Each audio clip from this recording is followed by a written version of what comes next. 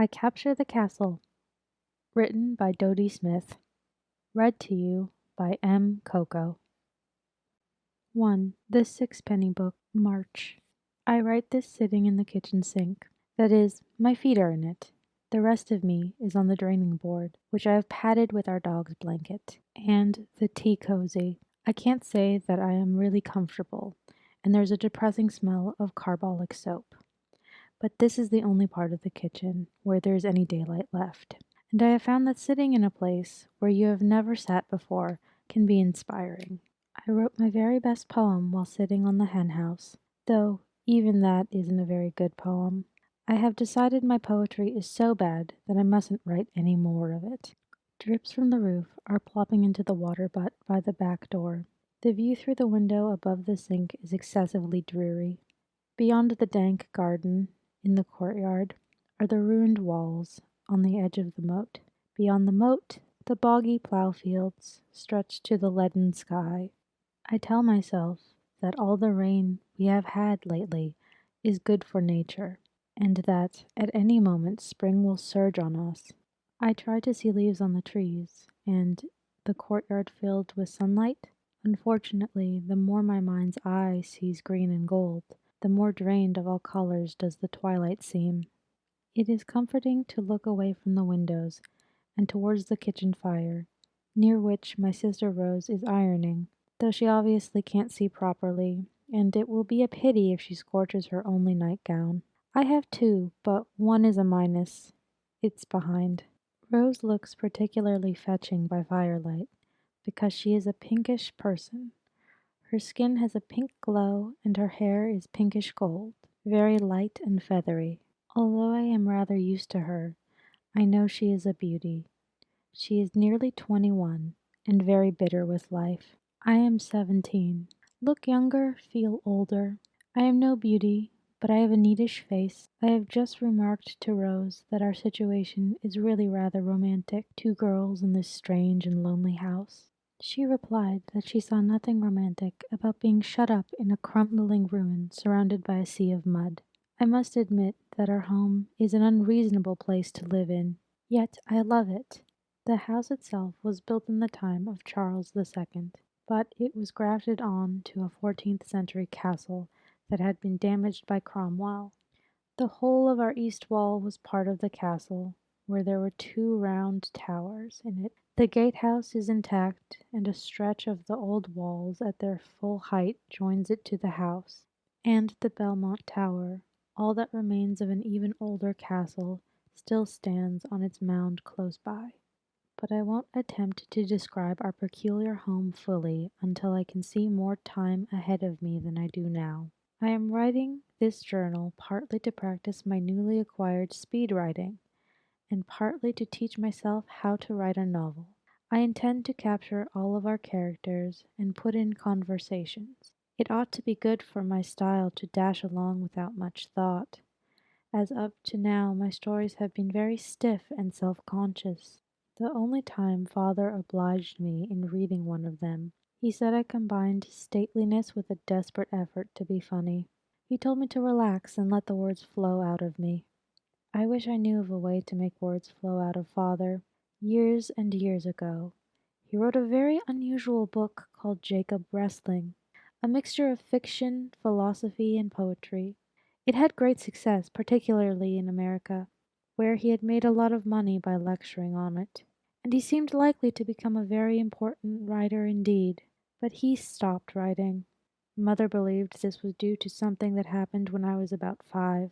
We were living in a small house by the sea at the time. Father had just joined us after his second American lecture tour. One afternoon, when we were having tea in the garden, he had the misfortune to lose his temper with Mother very noisily, just as he was about to cut a piece of cake. He brandished the cake knife at her so menacingly that an officious neighbor jumped the garden fence to intervene, and got himself knocked down. Father explained in court that killing a woman with our silver cake knife would be a very long, weary business entailing sawing her to death, and he was completely exonerated of any intentions of slaying Mother. The whole case seemed to have been quite ludicrous, with everyone but the neighbor being very funny. But father made the mistake of being funnier than the judge, and as there was no doubt whatever that he had seriously damaged the neighbor, he was sent to prison for 3 months. When he came out, he was as nice a man as ever, nicer because his temper was so much better. Apart from that, he didn't seem to me to be changed at all. But Rose remembers that he had already begun to get unsociable. It was then that he took a 40 years lease of the castle, which is an admirable place to be unsociable in. Once we were settled here, he was supposed to begin a new book, but time went on without anything happening, and at the last we realized that he had given up even trying to write. For years now, he had refused to discuss the possibility. Most of his life is spent in the gatehouse room, which is icy cold in the winter as there is no fireplace. He just huddles over an oil stove. As far as we know, he does nothing but read detective novels from the village library. Miss Macy, the librarian and the schoolmistress, brings them to him. She admires him greatly and says the iron has entered into his soul. Personally, I can't see how the iron could get very far into a man's soul during only 3 months in jail. Anyway, not if the man had as much vitality as father had. And he seemed to have plenty of it left when they let him out. But it has gone now, and in his unsociability has grown almost into a disease. I often think he would prefer not to even meet his own household. All his natural gaiety has vanished. At times he puts on a false cheerfulness that embarrasses me, but usually he is either morose or irritable. I think I should prefer it if he lost his temper as he used to. Oh, poor father. He really is very pathetic. But he might at least do a little work in the garden. I am aware that this isn't a fair portrait of him. I must capture him later. Mother died 8 years ago from perfectly natural causes. I think she must have been a shadowy person, because I have only the vaguest memory of her. And I have an excellent memory for most things. I can remember the cake knife incident perfectly. I hit the fallen neighbor with my little wooden spade. Father always said that got him an extra month. 3 years ago, or is it 4? I know father's one spasm of social ability was in 1931. A stepmother was presented to us. We were surprised. She is a famous artist's model who claims to have been christened Topaz. Even if this is true, there is no law to make a woman stick to a name like that. She is very beautiful, with masses of hair so fair that it is almost white, and a quite extraordinary pallor. She uses no makeup, not even powder. There are 2 paintings of her in the Tate Gallery, one by MacMorris called Topaz in Jade, in which she wears a magnificent jade necklace, and one by H. J. Allardy, which shows her nude on an old horsehair covered sofa that she says was very prickly. This is called composition, but as Allardy has painted her even paler than she is, decomposition would suit it better. Actually, there's nothing unhealthy about Topaz's pallor. It simply makes her look as if she belongs to some new race. She has a very deep voice, that is, she puts one on. It is part of an artsy poise, which includes painting and lute playing, but her kindness is perfectly genuine, and so is her cooking. I am very, very fond of her. It is nice to have written that. It is nice to have written that, just as she appears on the kitchen stairs. She is wearing her ancient orange tea gown. Her pale straight hair is flowing down her back to her waist. She paused on the top step and said, "Ah, girls," with 3 velvety inflections on each word. Now she is sitting on the steel trivet, raking the fire.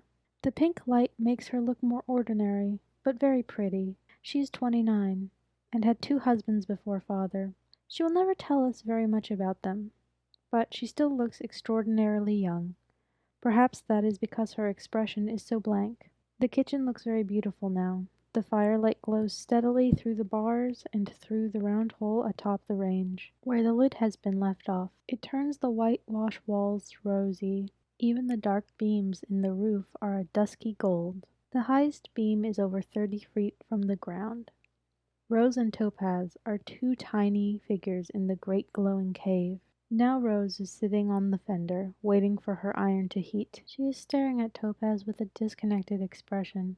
I can often tell what Rose is thinking, and I would take a bet that she is envying the orange tea gown, and hating her own skimpy old blouse and skirt. Poor Rose hates most things she has and envies most things she hasn't. I really am just as disconnected, but I don't seem to notice it so much. I feel quite unreasonably happy this minute watching them both, knowing I can go and join them in the warmth, yet staying here in the cold. Oh dear, there has just been a slight scene. Rose asked Topaz to go to London and earn some money. Topaz replied that she didn't think it was worthwhile, because it cost so much to live there. It is true that she can never save more than will buy us a few presents. She is very generous. And the 2 men I sit for are abroad, she went on, and I don't like working for Macmorris. Why not? Asked Rose. He pays better than the others, doesn't he? So he ought, considering how rich he is, said Topaz. But I dislike sitting for him, because he only paints my head. Your father says that men who paint me nude paint my body and think of their job, but that Macmorris paints my head and thinks of my body. And it's perfectly true. I've had more trouble with him than I should care to let your father know. Rose said, I should have thought it was worthwhile to have a little trouble in order to earn some real money. Then you have the trouble, my dear, said Topaz. This must have been very annoying to Rose, considering that she never had the slightest chance of that sort of trouble. She suddenly flung back her head dramatically and said, I'm perfectly willing to. It may interest you both to know that for some time now I've been considering selling myself. If necessary, I shall go to the streets. I told her she couldn't go to the streets in the depths of Suffolk, but if Topaz will kindly lend me the fare to London and give me a few hints. Topaz said she had never been on the streets, and rather regretted it, because one must sink to the depths in order to rise to the heights, which is the kind of Topazism it requires much affection to tolerate. And anyway, she told Rose, you're the last girl to lead a hard-working, immoral life. If you're really taken with the idea of selling yourself, you'd better choose a wealthy man and marry him respectably. This idea has of course occurred to Rose, but she has always hoped that the man would be handsome, romantic, and lovable into the bargain. I suppose it was her sheer despair of ever meeting any marriageable men at all, even hideous poverty-stricken ones, that made her suddenly burst into tears. As she only cries about once a year, I really ought to have gone over and comforted her, but I wanted to set it all down here. I began to see that writers are liable to become callous. Anyway, Topaz did the comforting far better than I could have done, as I am never disposed to clasp people to my bosom. She was most maternal, letting Rose weep all over the orange velvet tea gown, which has suffered many things in its time. Rose will be furious with herself later on, because she has an unkind tendency to despise Topaz, but for the moment they are the most amicable. Rose is now putting away her ironing, gulping a little, and Topaz is laying the table for tea, while outlining impractical plans for making money, such as giving a lute concert in the village, or buying a pig in installments. I joined in while resting my hand, but said nothing of supreme importance. It is raining again. Stephen is coming across the courtyard. He has lived with us ever since he was a little boy. His mother used to be our maid, in the days when we could still afford one. And when she died, he had nowhere to go. He grows vegetables for us, and looks after the hens, and does 1,000 odd jobs. I can't think of how we should get on without him. He is 18 now, very fair and noble looking, but his expression is just a fraction daft. He has always been rather devoted to me. Father calls him my swain. He is rather how I imagine Sylvius in As You Like It, but I am nothing like Phoebe. Stephen has come in now. The first thing he did was to light a candle and stick it on the window ledge beside me, saying, You're spoiling your eyes, Miss Cassandra. Then he dropped a tightly folded bit of paper on this journal. My heart sank, because I knew it would contain a poem. I suppose he has been working on it in the barn. It is written in his careful, rather beautiful script. The heading is To Miss Cassandra by Stephen Colley. It is a charming poem by Robert Herrick. What am I to do about Stephen? Father says the desire for self-expression is pathetic, but I really think Stephen's main desire is just to please me. He knows I set store by poetry. I ought to tell him that I know he merely copies the poems out. He has been doing it all winter, every week or so, but I can't find the heart to hurt him. Perhaps when the spring comes, I can take him for a walk and break it to him in some encouraging way. This time, I have got out of saying my usual hypocritical words of praise by smiling approval at him across the kitchen. Now he is pumping water up into the cistern, looking very happy. The well is below the kitchen floor and has been there since the earliest days of the castle. It has been supplying water for 600 years and is said to never have run dry. Of course, there must have been many pumps. The present one arrived when the Victorian hot water system, alleged, was put in. Interruptions keep occurring. Topaz has just filled the kettle, splashing my legs, and my brother Thomas has returned from school in our nearest town, Kingscrypt. He is a cumbersome lad of 15, with hair that grows in tufts, so that parting it is difficult. It is the same mousy color as mine, but mine is meek. When Thomas came in, I suddenly remembered myself coming back from school day after day, up to a few months ago. In one flash, I relived the 10-mile crawl in the jerky little train, and then the 5 miles on a bicycle from Scotney Station. How I used to hate that in the winter.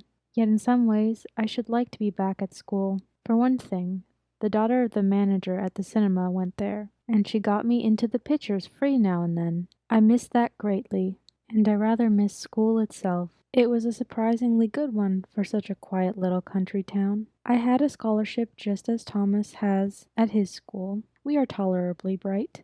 The rain is driving hard against the window now.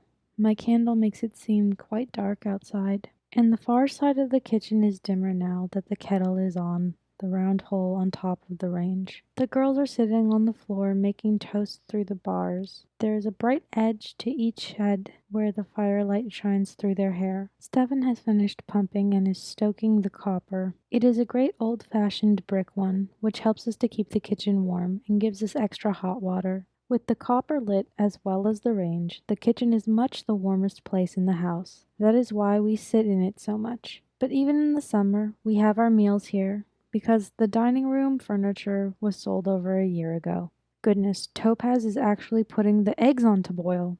No one told me the hens had yielded to a prayer.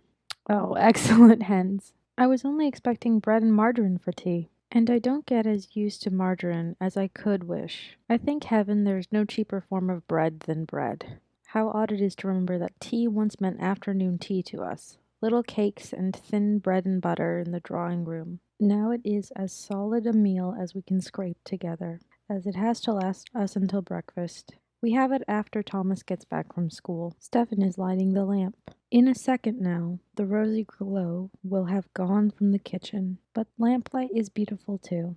And as Stephen carried it to the table, my father came out on the staircase. His old plaid traveling rug was wrapped around his shoulders. He had come from the gatehouse along the top of the castle walls. He murmured, "Tea, has Miss Macy come with the library books yet?" She hadn't. Then he said his hands were quite numb, not complainingly, more in a tone of faint surprise, though I find it hard to believe that anyone living in the castle in winter can be surprised at any part of themselves being numb. And as he came downstairs, shaking the rain off his hair, I suddenly felt so fond of him. I fear I don't feel that very often. He is still a splendid-looking man, though his fine features are getting a bit lost in fat and his coloring is fading. It used to be as bright as roses. Now he is chatting to Topaz. I regret to note that he is in his falsely cheerful mood, though I think poor Topaz is grateful for even false cheerfulness from him these days. She adores him, and he seems to take so little interest in her. I shall have to get off the draining board. Topaz wants the tea cozy, and our dog Heloise has come in and discovered I have borrowed her blanket. She is a bull terrier, snowy white, except where her fondant pink oh, sorry. Except where her fondant pink skin shows through her short hair. All right, Heloise, darling, you shall have your blanket. She gazes at me with love, reproach, confidence, and humor. How can she express so much just with two rather small slanting eyes? I finished this entry sitting on the stairs. I think it is worthy of note that I never felt happier in my life. Despite sorrow for father, pity for Rose, embarrassment about Stephen's poetry, and no justification for hope as regards to our family's general outlook. Perhaps it is because I have satisfied my creative urge, or it may be due to the thought of eggs for tea.